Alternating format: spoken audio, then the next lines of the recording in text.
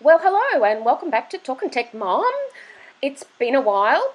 I really stopped doing the videos because I felt I was getting too negative, and I felt that there was enough information going around online with regards to Harry and Meghan, and also I didn't want to give them any more airtime than they deserve. They really don't deserve all the airtime they get for a couple of twits. There's great people out there doing great things who get much less airtime. My disclaimer, all my content is found on the public domain. I operate using the Fair Use Act guidelines and Fair Dealings guidelines. I use my own opinions, which may or may not be true or correct. I acknowledge use of others' materials. This is purely for entertainment purposes and fun and comedy only. Please like, comment with respect, and subscribe. So thank you for tuning in and coming back for a moment. I really just wanted to air a few of my opinions around the Oprah interview. Look, it went for 2 hours. I have to confess I didn't see the whole thing. We're going to start with puppies.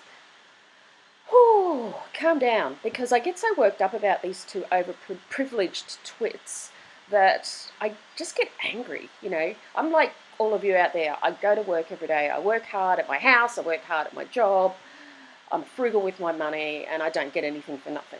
So, what can I say? Start calm. Start with puppies. So relax. Next, I want to start on another positive note, and that's around something that I really liked with Meghan, is that beautiful, like a dove dress that she wore in New Zealand, I think it was, on that tour. I love that dress. I really wish she'd have worn it again. She just looked beautiful, graceful, pretty, and I thought, wow, so much potential for this girl. Wearing that so well and elegantly, and even though I didn't like it that much, I want to give people credit where credit's due. But now look what she was wearing in that Oprah interview. Black and white, but blah. It looked like those birds in that dress had actually pooped on the dress that she's wearing. I know. See, I can't even say anything positive about it. Anyway, so look, I just wanted to go in around the Oprah interview and just give you my take on it. And as I said, I haven't seen the whole thing. I really don't have 2 hours to sit through it. So I've gathered snippets here, there, and everywhere. Now, some of it may be out of context, but I'm just going to give you my opinion, so bear with me. If you hate it, just switch it off, okay? So, first of all, I just wanted to focus on a couple of things they said. In particular, and this is in no particular order at all, but when Oprah did that, were you being silent or silenced? I found that kind of provocative. So everybody would have known what the answer was going to be. So I feel like it was all organised and rehearsed, for want of a better term. I think this is all set up by Oprah from the beginning when they got married, because why on earth would Oprah have gone to their wedding in the first place? So that was a red flag for me when Oprah was at the wedding, knowing that this would come about. It's been in the plans for a long time, and they were just waiting for a really good time to dump it out there in the media. Look, everybody gets silenced in the royal family, so it's nothing new. She got married into the royal family. She was the one who decided that, yes, I can handle this, yes, I'm tough stuff, blah blah blah blah blah. All those discussions were had with all of her courtiers beforehand, and so the fact that she's being silenced is, one, nothing new, and two, she wanted it. She wanted it. She was warned by everybody about how dangerous it was for her mentally to be in the royal family. Moving on, going back to the royal family, I don't see this as anything for the royal family, because they certainly didn't have much to say about Andrew. He's just been hidden away, pedophile criminal that he is, allegedly. So, I don't know why the royal family are upset about it. I don't even care less. So when Meghan was talking around the birth of Archie, now she would have known, again, going into the marriage, that the expectation was to have children. Now let's put aside the fact that it potentially could have been allegedly a surrogate. You know, discussing that there's going to be no security and no title for the child, and the skin colour was, you know, discussed. Look, the skin colour thing. Look, anyone can tell you that a doctor could possibly tell you the likely colour of the skin of a child between those two based on genetics. You know, it's a no-brainer. So why it was a discussion is beyond me. Really, like that baby potentially is only 1/4, like not black American. So, you know, you got to think 3/4 white, predominantly white. Like it's not even something anyone would discuss. That's such a stupid thing. No title, no security. Well, I don't know. She's been ticking around with that birth certificate for ages.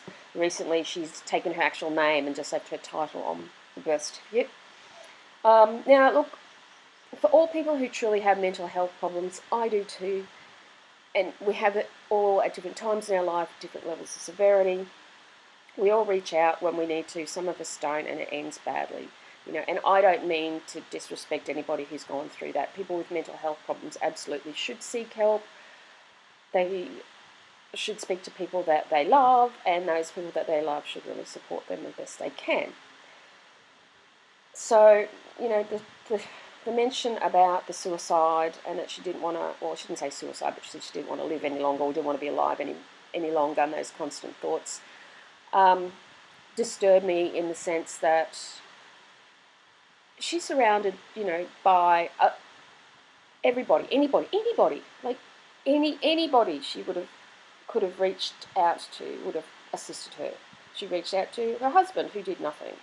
She said that when she was had her job, at my old job where there was a union, there was somewhere to go, but there wasn't here.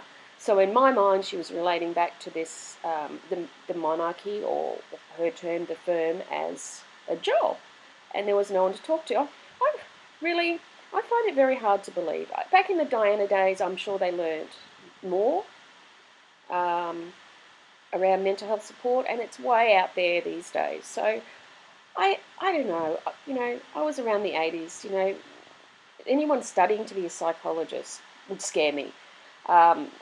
Just because, you know, we didn't talk about that sort of stuff. So people talk about it every day. I have work buddies now that are younger than me, and they talk about their mental health on a daily basis. I'm like, oh, geez, this is how we are nowadays. Wow, it's new, it's good. So, you know, she has her best friend, Serena. Her own father came out and said, look, if she didn't ignore us, then we would have definitely helped her, but she won't connect with us. She dumped us, he said. So, you know, you can't sort of have your cake and eat it too. If you're lonely and you've got no support, then reach out. It's an entire two nations, America, anyone in America and anyone in the UK would have helped her had they known. So, I don't know.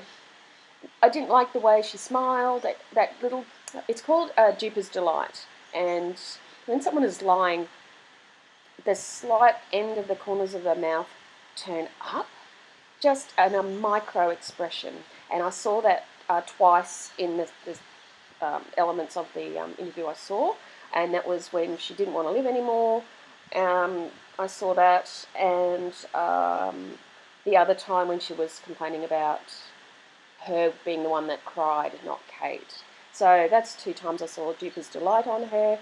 Again, I'm no expert, it's my humble opinion, but I've watched some body language videos, and they often go through what a Duper's Delight is, and you'll see, like, not comparing Meghan to a killer, but people who are on death row or whatever, and they're telling a lie, trying to get out of something, you'll see, not death row, but you know what I'm saying. Anyway, so I wasn't pleased about that bit. The tabloid scrutiny. Look, she's going to get tabloid scrutiny, but that's what she wanted. She wanted to be in the tabloids, but she didn't think people would like her, and I've said it before. So, being miserable and lonely, yes, you can be miserable and lonely in a marriage or in any situation. Definitely, I'm not taking that away from her. But there wasn't any need to be miserable and lonely. She had everything she wanted. she could have arranged her life how she wanted it to be, but she's got to remember, she's the one that wanted it. She wanted it. She didn't say, hey, Harry, let's not jump in and get married straight away. She wanted it. Next, Kate. So Kate crying, and apparently it was Meghan's fault, but Meghan again had the duper's delight and said, yeah, no, actually she made me cry.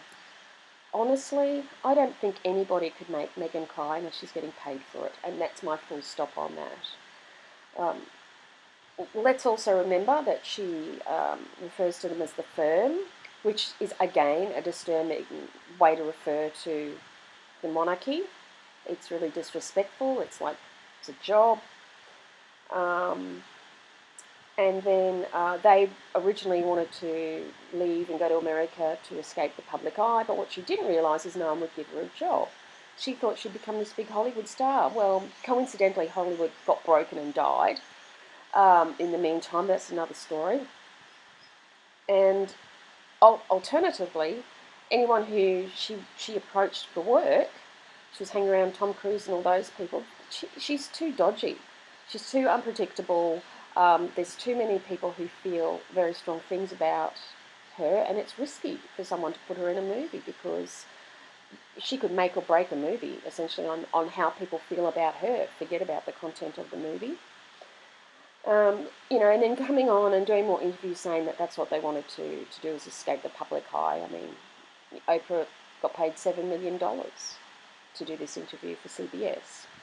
And I credit CBS. I've taken some footage from those snippets from the interview just to be demonstrative of my points. So I think there's probably any 99% chance that Meghan and Harry got some of that $7 million. How much? Who knows? Probably a lot. That's all I'm going to say about that. The other thing I wanted to comment on is she commented that no one would help. Again, she's got no supportive evidence around what she did or didn't do. Like if you did really have a problem, you'd go like to a current affair with all your documents and say, boom, I went to my job, I asked for help, here's all the emails, and this is what they did for me. This is what they replied. There's no case to answer for. They're just bitching and complaining about being privileged yet again. And Oprah Winfrey's right in there down in the dirty mud with them. So that's, I disrespect Oprah Winfrey for getting involved in all this, bringing this sort of more of this Black Lives Matter garbage to the forefront. And lastly, I just wanted to mention around the announcement of the baby girl that Meghan is pregnant and Harry. So, I don't know. I think Meghan's about 45 now in real life. So, let's see if she'll be wandering around with the attached bump. I believe it will be. I don't really believe that she can carry a baby. That's my opinion. So, and does anybody care whether they're having a baby? I mean, we never see Archie. So, it's just not a big deal.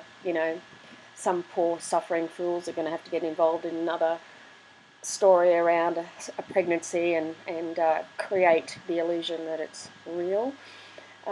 Anyways, sorry Meghan if I'm wrong. Anyway, that's it. I'm going to leave you with a couple of the two clips from CBS and Harpo, thank you,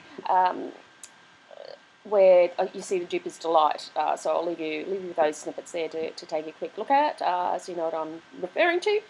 And you know what? Have a nice day. See ya.